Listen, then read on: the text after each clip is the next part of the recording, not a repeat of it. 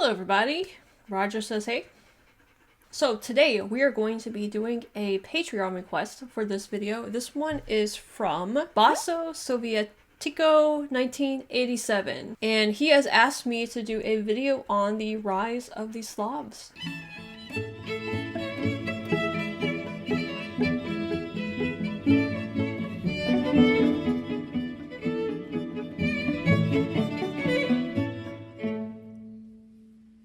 So Basso, I really appreciate this suggestion, especially now that I'm going through the World War One, the Great Wars series, and I kind of got my first introduction to the Slavs and their culture and their links to Russia. Well, I've definitely heard of them before. I really had no idea of who they were and where they were located in Europe.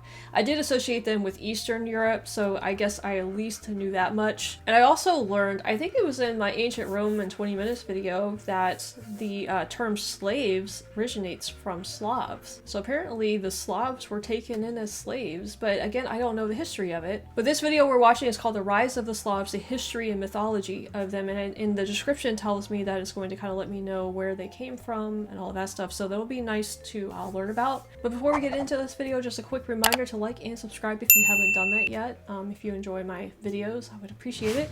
And then you can find the links to my social media, Discord, Patreon in the description and my pinned comment. But let's go ahead and let's learn about the Slavs.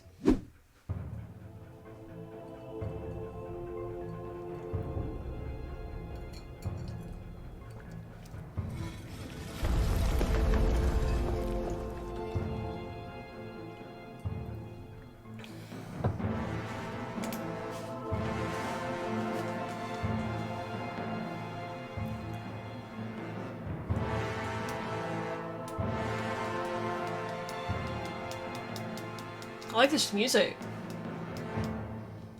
Slavic mythology has long been wrapped in a mystery. Today we will take a mere glimpse at the part of the mosaic of complex and magical stories that Slavic mythology contains. Stories that found their inspiration in the interesting and rich history of Slavic people, their distant migrations, cultural diversity, and even persistent insistence on old faith, customs and rituals that have been preserved to this day. Although Slavic writing begins with the work of the saints Cyril and Methodius, we can partially reconstruct the original Slavic pantheon on the basis of archaeological findings. Slavic people belong to the ethnical group of Indo-Europeans, group that today dominates northern hemisphere and much of the world. From the most western coast of the North America across the Atlantic and Europe to the Indian subcontinent through the Russian steppes until the very far eastern city of Vladivostok, Indo-European languages had spread like a wildfire. Today, there are approximately 350 million of Slavic people in the world. There are 13 Slavic countries and 13 official languages, but up to the 8th century, Slavic people spoke a common language known as Proto-Slavic.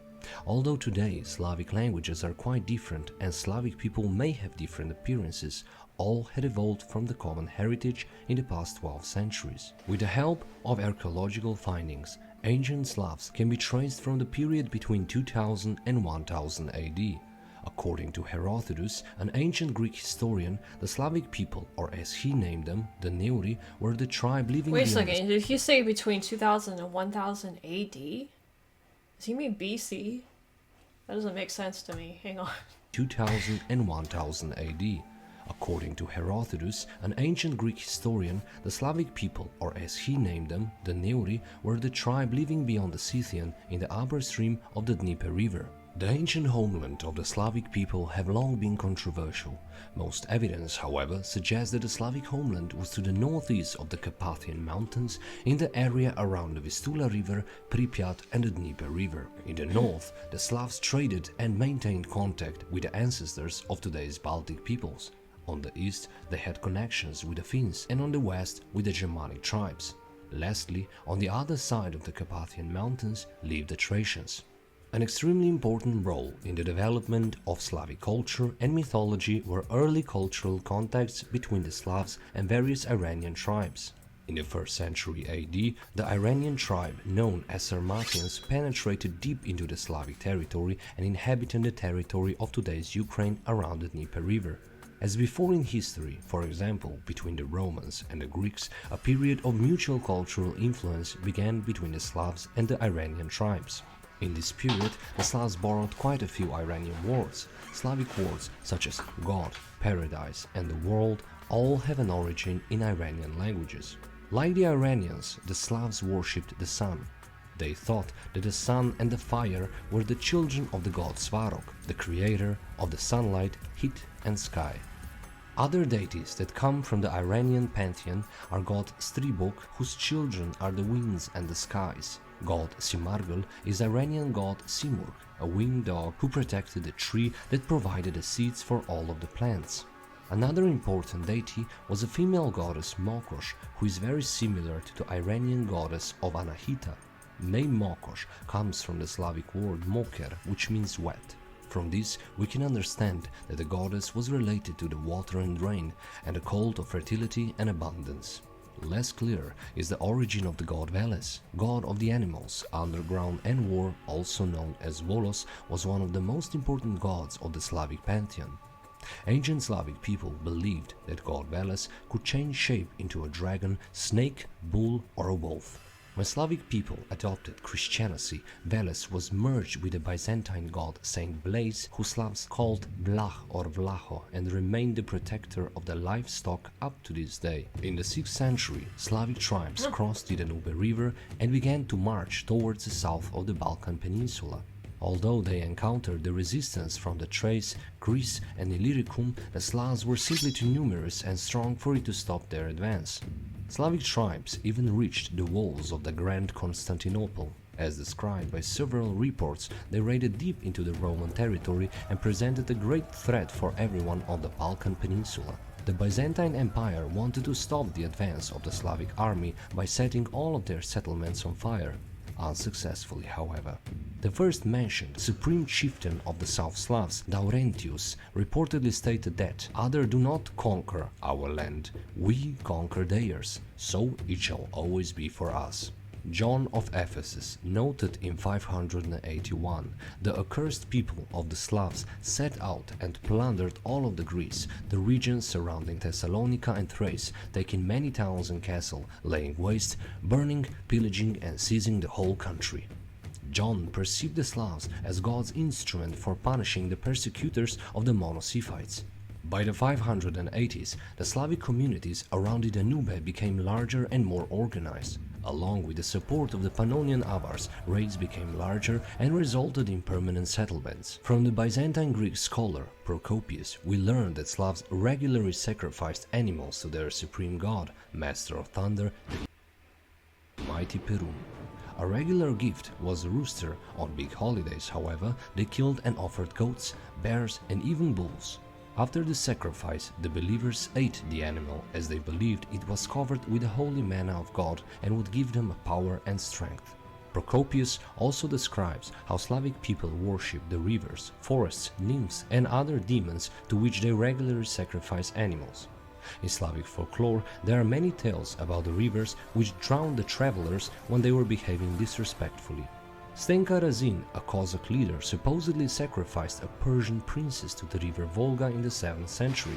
When he threw a body in the river, he screamed, "O Mother Volga, you great Russian river, you gave me lots of gold and silver and other gifts. You raised me, you fed me, and you brought me the glory, and I have done nothing in return to show my gratitude. Here is a gift, accept it from the hands of your loyal servant, Zaporozhian Cossack." The end of quote.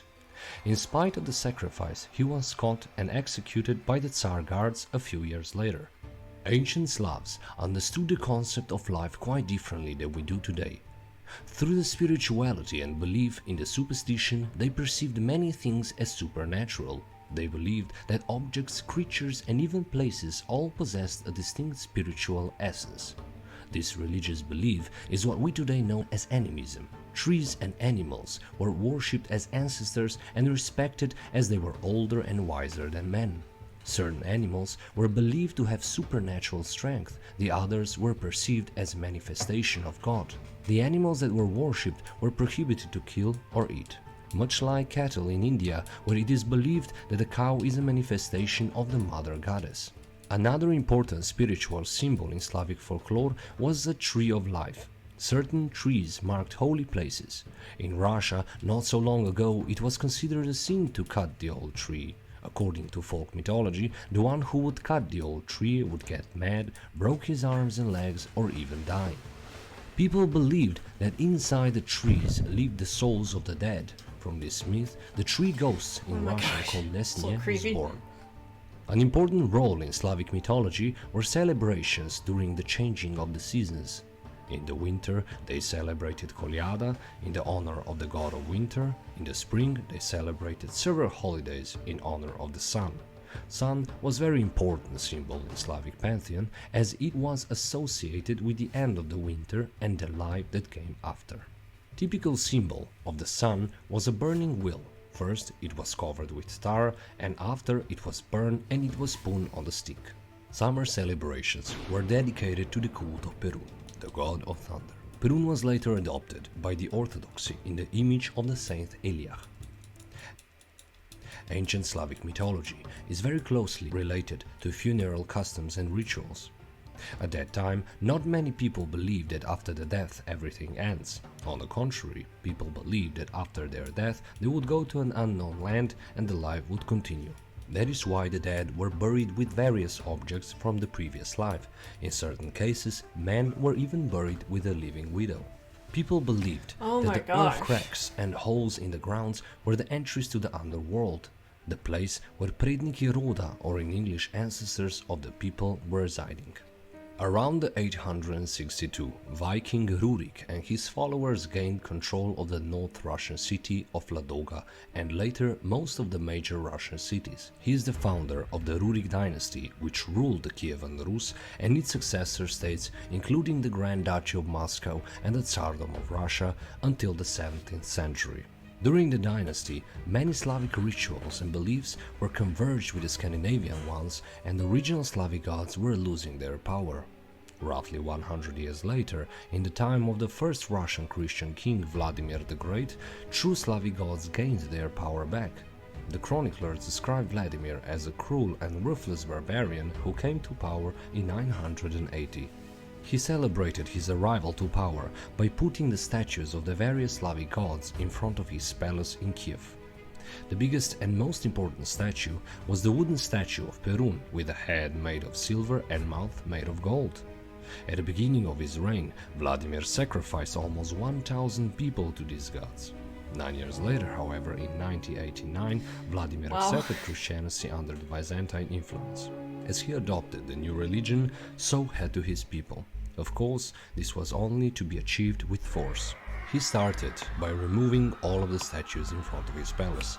Some statues were chopped down, others were burned. But the statue of Perun got the most unusual end. They brought the statue to the bank of the Dnieper River, where the statue was thrown into the water. Vladimir ordered the soldiers to accompany the statue to the rapids so that it wouldn't wash up to the bank. Similar things were happening every time the Slavic people adopted Christianity. That is why there are so few images of the Slavic gods today. Although newly converted kings such as Vladimir or Danish king Valdemar were destroying Slavic symbolism, the people stubbornly resisted. As already mentioned, Perun reincarnated into Saint Eliach in Russia. In Baltic area, he reappeared as Baltic god of thunder, Perkunas. It was believed that whatever subject, tree or human the lightning from Perkunas may hit, it will automatically become holy.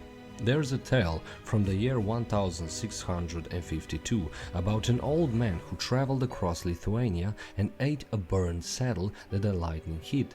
He believed by eating it he will regain his strength and resistance to disease. He ate a burned saddle? Like a horse saddle? Is that what he's saying?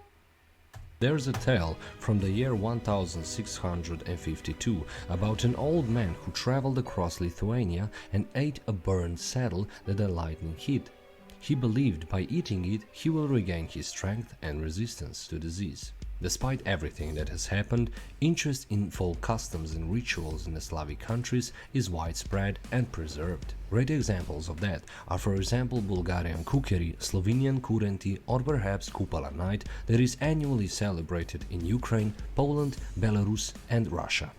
There's still a lot we don't know for sure about our ancestors, but we know that Slavic mythology is one of the most wonderful and complex worlds that you could think of. Wow, okay, well that was a little bit more on the mythology side than the history side, I feel like. But that's fine. I just was kind of baffled by the complexity of kind of like the religious customs of the Slavs. I had no idea that they had all of that, actually. Of course, I know like the Egyptians had their gods, Romans, the Greeks had their gods, and I guess probably most ancient civilizations had gods. We still have gods today. It's really interesting how that's a very underlying aspect of so many different cultures. And I found that like mixing some of the pagan gods with the Christian theology was really interesting. Is it still kind of like that today, where there are elements of like the more ancient gods and stuff that are observed? Or like I said, are the people today just like way more secular, or just more like focused on the Christianity aspect of it? You guys are gonna have to enlighten me on kind of like that aspect of Slavic culture today. Maybe it varies depending on like what country you're in as well. But I also didn't know that they had conquered like some of those, like they gave the Greeks a run for their money, and the Thracians, which I've heard of the Thracians before as well, but I'm not sure exactly from where. Maybe they're related to kind of like the Greek stuff. But yeah, very interesting. It does give me a little bit of a foundation to build upon, so I appreciate the suggestion, Basso. I'm just gonna call you Basso for sure. I do have another Patreon request that is about the Slavs and the Vikings, so that might fill in a little bit more info here. But yeah, just another reminder to like and subscribe, and check out my social media links as well. Roger here, and I thank you guys for watching. Stay tuned for more on the Slavs coming up pretty soon here, and we'll see you next time.